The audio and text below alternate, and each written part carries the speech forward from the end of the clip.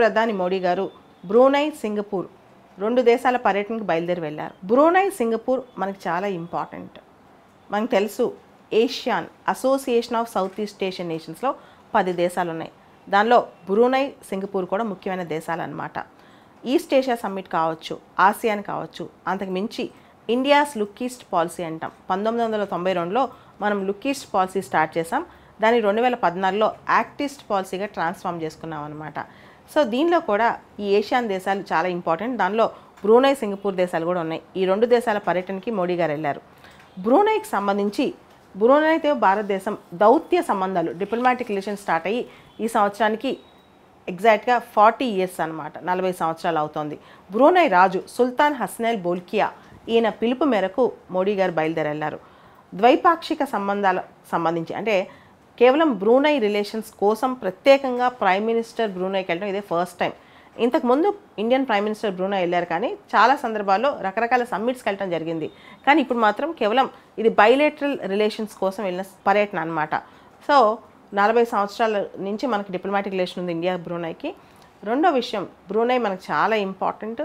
మూడోది, బ్రూనై అనేది ఆసియాలో ఒక దేశం. నాలుగోది, బ్రూనై పిలుపు మేరకు first time Indian prime minister బ్రూనైకి వెళ్ళటం. బ్రూనై రాజు భారతదేశానికి సంబంధించి చాలా అంశాల్లో ఇంతకుముందే 2018లో బ్రూనై కింగ్ భారతదేశానికి వచ్చారు. 2018 రిపబ్లిక్ డేకి మనం 10 ఆసియాన్ దేశాల నుంచి కంప్లీట్గా అధ్యక్షులను పిలిచామన్నమాట ఇండియాకి రమ్మని చెప్పి. రిపబ్లిక్ డే చీఫ్ గెస్ట్లుగా వాళ్ళందరూ వచ్చారు. అప్పుడు బ్రూనై కింగ్ కూడా వచ్చారు. అండ్ ఇండియన్ ప్రైమ్ మినిస్టర్ కూడా అనేక సందర్భాల్లో బ్రూనై రాజుని కలిశారు. మోడీ గారిని ఆయన చాలా సందర్భాల్లో ఆసియాన్ సమ్మిట్ అప్పుడు, ఈస్ట్ ఏషియా సమ్మిట్ అప్పుడు కలిసి మోడీ గారిని బ్రూనై రమ్మని ఇన్వైట్ చేయడం జరిగింది. ఈ సందర్భంగా ప్రధాని మోడీ గారు మొన్న బ్రూనై బయలుదేరి వెళ్ళారు. 2 డేస్ బ్రూనైలో ఉండి తర్వాత అక్కడి నుంచి సింగపూర్ బయలుదేరుతున్నారు. ఇది మోడీ గారి బ్రూనై సింగపూర్ విజిట్ సంబంధించిన విశేషాలు. బ్రూనైకి చాలా విశిష్టత ఉంది. బ్రూనై ఒక ఆయిల్ రిచ్ కంట్రీ అనమాట. వాళ్ళ ఎకానమీలో 76%, 76% ఆయిల్ రిసోర్సెస్ నుంచే వస్తాయి. అంతేకాదు బ్రూనై సౌత్ చైనా సీకి చాలా దగ్గరలో ఉంటుంది. సౌత్ చైనా సీ అనేది చాలా కంటెన్షియస్, చాలా క్రూషియల్ కూడా ఈవెన్ భారతదేశం యొక్క వాణిజ్యానికి కూడా. బ్రూనైకి సంబంధించి మనం గమనిస్తే బోర్నియో ఐలాండ్స్లో ఇది చాలా చిన్న కంట్రీ, చిన్న సౌత్ చైనా సీ దగ్గరలో ఉన్న చిన్న దేశం అనమాట, చాలా చిన్న దేశం అని చెప్పొచ్చు. ఈ దేశంలో ప్రధానంగా ఆయిల్ రిసోర్సెస్ అనేది చాలా ఇంపార్టెంట్. ఆ దేశం ఎక్కువ రిచ్ అవడానికి కూడా కారణం అక్కడున్న ఆయిల్ రిసోర్సెస్ అన్నమాట. బ్రూనై మొత్తం జనాభా 4,50,000 మంది ఉంటే దానిలో 14,500 మంది భారతీయులే. బ్రూనైలో 1990స్లో ఎప్పుడైతే ఆయిల్ డిస్కవర్ అయిందో అక్కడి నుంచి కూడా ఇండియన్స్ ఎక్కువ మంది బ్రూనైకి వెళ్ళేవాళ్ళు. దీనిలో పనిచేయడానికి కానీ అక్కడ ఆయిల్ రిసోర్స్ సంబంధించిన వ్యాపారం చేయడం కానీ ఇదంతా ఇండియన్స్ దాదాపు 14,500 మంది ఉన్నారు. మొత్తం బ్రూనై జనాభానే 4,50,000 మంది మాత్రమే. బ్రూనైలో భారతీయులు కేవలం అన్స్కిల్ వర్కర్సే కాదు, మన డాక్టర్స్, టీచర్స్ కూడా అక్కడ చాలామంది వర్క్ చేస్తున్నారు. వీళ్ళందరినీ మోడీ గారు లివింగ్ బ్రిడ్జ్, బ్రూనైకి ఇండియాకి వీళ్ళు మంచి కనెక్ట్ లాగా యాక్ట్ చేస్తున్నారు. లివింగ్ బ్రిడ్జ్ అని చెప్పి మోడీ గారు వీళ్ళ గురించి వ్యాఖ్యానించడం జరిగింది. స్పేస్ సెక్టర్లో కూడా ఇండియా బ్రూనై MOU సైన్ చేసుకుంటున్నాయి. అంతేకాదు 2000 సంవత్సరంలోనే టెలిమెట్రిక్ ట్రాకింగ్ అండ్ కమాండ్ సిస్టమ్ అనేది మనం బ్రూనైలో ఒకటి ఎస్టాబ్లిష్ చేసాం. 2000 సంవత్సరం నుంచే మన శాటిలైట్స్ లాంచ్కి సంబంధించి, శాటిలైట్స్ ట్రాకింగ్ సంబంధించి బ్రూనై మనకి సపోర్ట్ కూడా చేస్తోంది. మోడీ గారు ఈరోజు బ్రూనై రాజును కలిసి డిఫెన్స్, ట్రేడ్, ముఖ్యంగా డిఫెన్స్లో బ్రహ్మోస్ లాంటివి బ్రూనై కొనుక్కునే ఆలోచన, తర్వాత వాణిజ్యం, ముఖ్యంగా బ్రూనై ఆయిల్ రిసోర్సెస్లో ఇండియాస్ ఇన్వెస్ట్మెంట్స్, వీటన్నిటి మీద చర్చ చేసుకోవడం జరగబోతుంది. వీటన్నిటి మీద చర్చలు జరగబోతున్నాయి అనమాట. అంతేకాదు సౌత్ చైనా సీకి సంబంధించిన అంశాలు కూడా దీనిలో డిస్కషన్లోకి రావచ్చు అంటున్నారు. భారత్ సింగపూర్ సంబంధాలు మోడీ గారి పర్యటనతో మెరుగుపడనున్నాయి.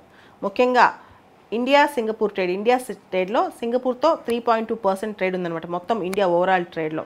సింగపూర్ నుంచి ఓవరాల్గా ఇప్పటి వరకు మనకు వచ్చిన FDI దాదాపు $60 బిలియన్, లాస్ట్ ఇయర్ $12 బిలియన్ వచ్చింది. ఇండియా సింగపూర్ ట్రేడ్ దాదాపు ప్రతి సంవత్సరం అంటే ఈ మధ్య ట్రెండ్ అవుతుంది, $36 బిలియన్ ఉంది పర్ యానం. సింగపూర్ నుంచి భారతదేశానికి గత సంవత్సరం $12 బిలియన్ FDI వచ్చింది. ఓవరాల్గా $160 బిలియన్ మొత్తం సింగపూర్ నుంచి టోటల్గా గత 20-30 సంవత్సరాల నుంచి వస్తున్న FDI అనమాట. ఈ లాస్ట్ ఇయర్ మాత్రం $12 బిలియన్ వచ్చింది.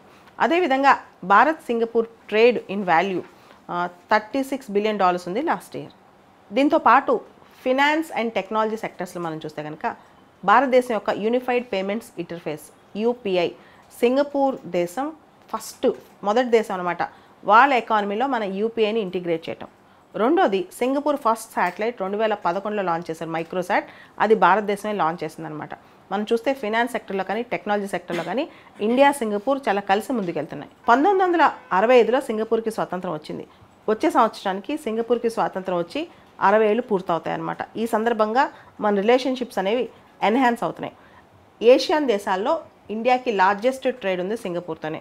ప్రపంచం మొత్తం చూసుకుంటే Singapore is the 6th largest trading partner అనమాట భారతదేశానికి.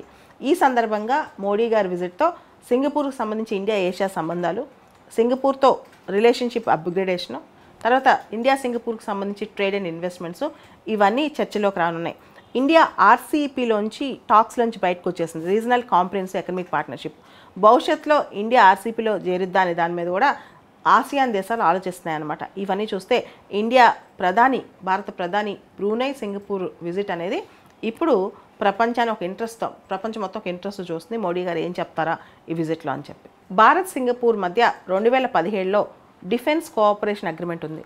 అదేవిధంగా ఇండియా సింగపూర్ జాయింట్ ఎక్సైజ్ కూడా చేస్తాయి, దాని పేరు సింబెక్స్ అనమాట. ఇంకొక విశేషం ఏంటంటే భారతదేశంలో ఎక్కువ మంది ఐఐటిఎన్స్, ఐఐఎమ్స్ వేరే దేశాల కంటే కూడా ఎక్కువ కాన్సన్ట్రేషన్ సింగపూర్లోనే ఉంది. 3.5 lakh ఇండియన్స్ సింగపూర్లో వర్క్ చేస్తున్నారు. 3.5 lakh ఇండియన్ ఆరిజిన్ పీపుల్ సింగపూర్లో ఉన్నారు. అంటే ఒక పక్క ఇండియన్ ఆరిజిన్ పీపుల్ 3.5 lakh ఉన్నారు, ఇంకో 3.5 lakh మంది సింగపూర్లో వర్క్ చేస్తున్నారు. ముఖ్యంగా మన ఐఐటీస్ నుంచి, ఐఐఎమ్స్ నుంచి చదువుకున్న వాళ్ళు ఎక్కువ మంది సింగపూర్లో వర్క్ చేస్తున్నారు.